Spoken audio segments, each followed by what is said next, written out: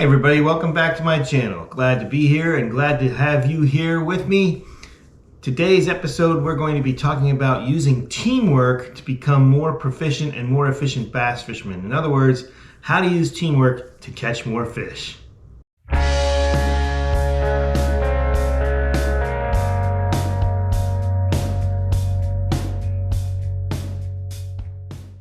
So there are a lot of ways to use teamwork to become better fishermen and to help each other catch more fish. And we're going to talk about a number of those methods and ideas and techniques while we show you footage on the water where we're actually using these methods to catch fish. But the main reason to use teamwork is because you can get onto fish much faster by having another person helping you versus fishing by yourself. When you're fishing alone, it's just one of you. You have to think of a lot of things. You have to consider all of the different conditions. And you can only really fish one way or one bait at a time.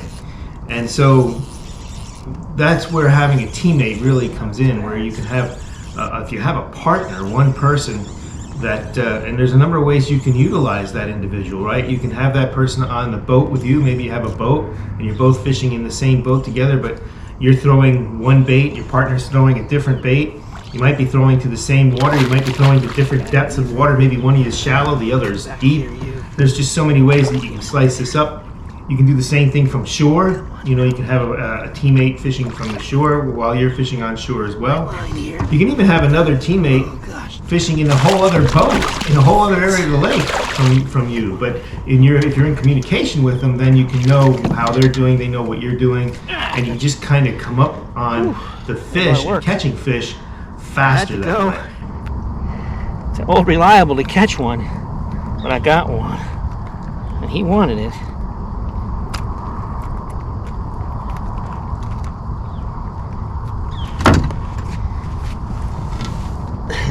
This is a BFS rod with 8-pound test line, so I had to be careful getting him in, but he was a worthwhile fish. You can tell they're eating the bluegills.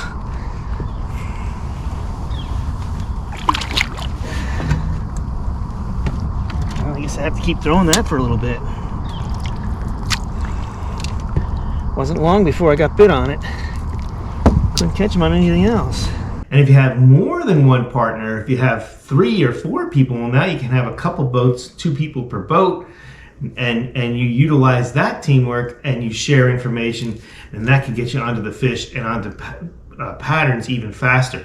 Before I go any further, I think I need to explain that, there's two general ways that we catch fish. One is by using a pattern, and a pattern is something that you do that is repeatable, that you notice. It's a number of conditions that you notice and take advantage of, and that you can repeat and duplicate and catch more fish. Let me give you an example. You might notice that you're on the sunny side of a lake. Let's say you have a lake that runs east to west, and you're on the north side of the lake where the sun is shining. You fish the south side, not much happening over there. You fish different cover over there, weeds, rock, stumps, wood. You get to the north side, you throw a spinnerbait next to a stump, you reel it in, and you hook a fish. You go down a little bit further and you find another stump, same spinnerbait catches a fish. Go down a little further, you find a rock, you throw a spinnerbait over the rock, nothing. Grass, nothing. You throw that spinnerbait over some fallen wood, nothing. You get to another stump, you catch a fish on that spinnerbait. Now you're starting to narrow it down. You're getting that pattern, right? You're knowing it on the sunny side, maybe it's the windy side, whatever that is, and a particular piece of cover in that environment. And it's oftentimes you have to reel the bait back a certain way, right? You might have to reel it diagonally across the cover, or it might only work in one direction but not the other. This is when you're developing a pattern that is repeatable. And once you figure that pattern out, and the more you refine it, the better it can be for you. And now then eventually it gets so good that you can call your shot. You can go to a particular stump in the lake and say, I'm going to catch one there, or I'm going to have an opportunity to catch one there because it meets the requirements and the specifications of the pattern that you've developed. I love pattern fishing. Unfortunately, not all lakes set up that way, and sometimes there just isn't a pattern that works like that, or you don't find it if there is. Some lakes are more apt to be pattern fishing more than others. Every place is different. The other way that you catch fish is you find particular locations where there's just a lot of fish in a certain location in the lake. You may not be able to pattern it to a particular piece of cover or the wind direction or how the sun is shining, but there's a lot of fish in one area of the lake. That area can be large, it can be small, but you figure out different ways to catch those fish because you found them. It might be one or two different techniques. It might be what we call junk fishing, where you're throwing 10 different things in there and catching fish on all 10 of them. That's the other way that we tend to catch fish. You have patterns, and then you have locations where there's just a large area of fish that you can go in and find a way to catch those fish. So knowing that, you can have, you can work with your teammate to figure those things out. And like I said, some places, some lakes especially, lend themselves more to pattern fishing than others.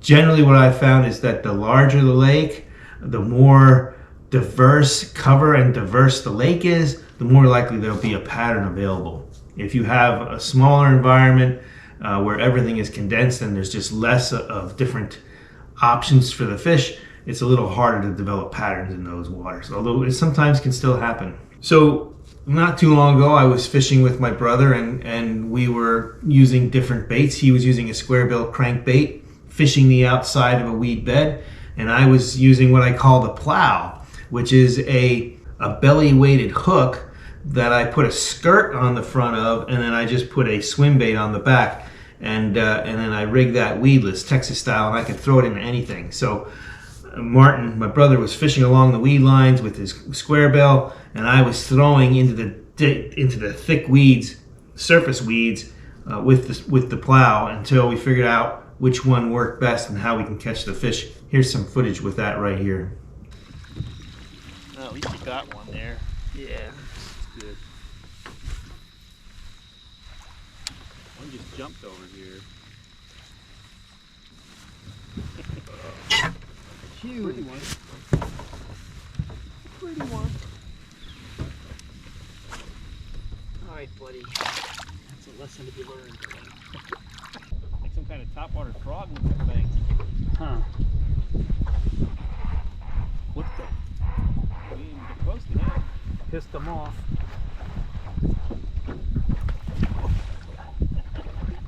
What is that? Huh? What the hell happened? He came and smashed this bluegill.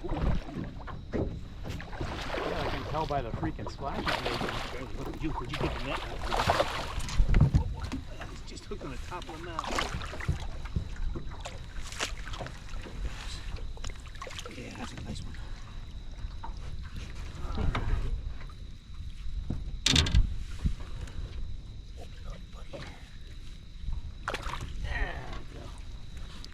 Now he's getting a bluegill meal. He's got some shoulders and some weight to him. Oh yeah, he's got a slab slide on him. Closer Get out of your way here. It's a long one too. Yeah, he's got a mouth on him. Yeah.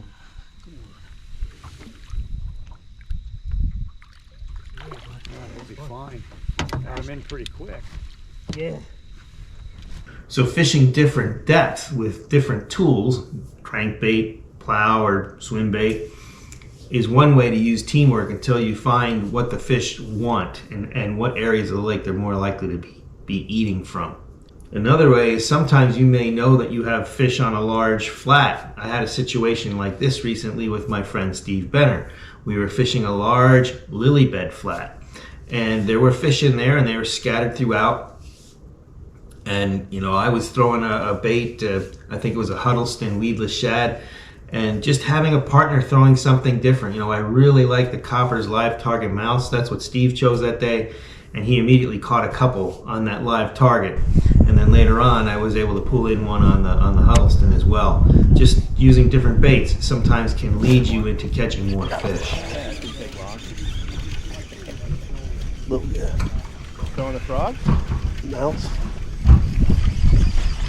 Little guy. That's a bluegill. Or a mouse. Mouse. Yeah. I like that mouse. The mouse is perfect for this now. Brand new. First. Broke him in right. Yep. Cabela's up in Hamburg didn't have them. I got it at the Cabela's down in Delaware.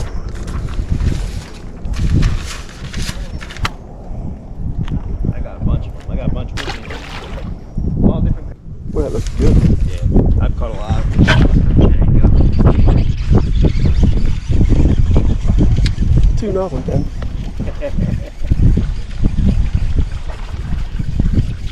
That might have been the fish that hit yours. Could have been. How short that fish and fat. Yeah, they're eating. They're eating.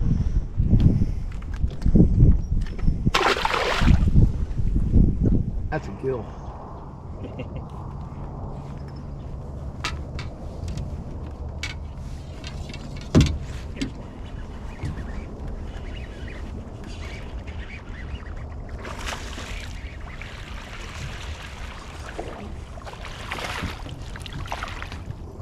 Keeper, maybe.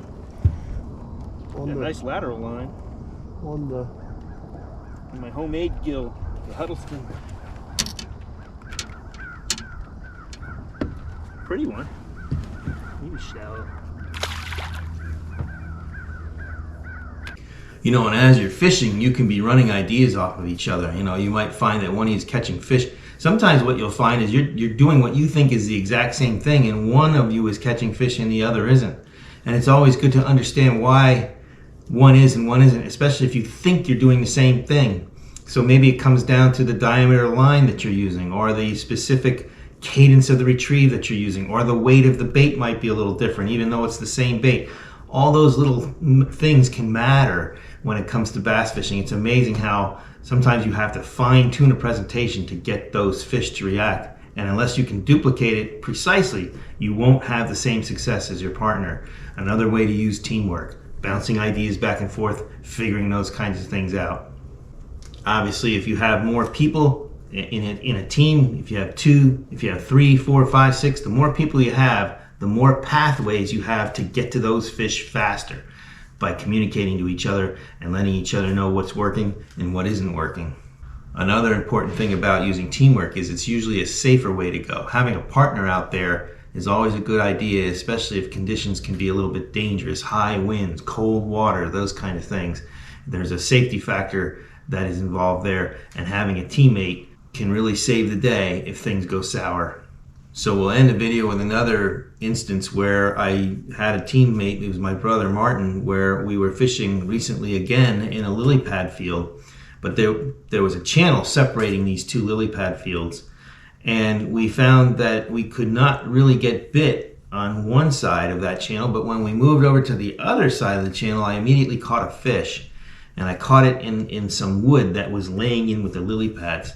And then I ended up catching another, and all of them were relating to some kind of wood that was in those lily pads. So there was a pattern that we were able to develop just in a few hours of fishing. They were on the deeper side of the creek channel, in the pads, on wood. That's where they were. You weren't likely to catch any if you weren't throwing it around that wood. Well, I hope I gave you a few things to think about when it comes to using teamwork in fishing, because it can really help you get on the fish that much faster. If you like this video, give me the thumbs up. Don't forget to subscribe to the channel. And if you want to see a video on an interesting topwater lure, take a look at this one right here. We got some good content coming up, so please stay tuned. We're going to be showing you footage of our trip where we have a number of friends go to Canisius Lake in New York. We have a little tournament among friends. This was the 9th annual one that we did. And so we're going to show you our practice days, and we're going to show you our actual tournament fishing. So comment and let me know if that's something that you're interested in, but we'll be coming out with that within a week or 2. I have a Topwater Tuesday coming out this coming Tuesday, so stay tuned for that as well. Until next time, be safe out there, and as always, may God bless your fishing endeavors.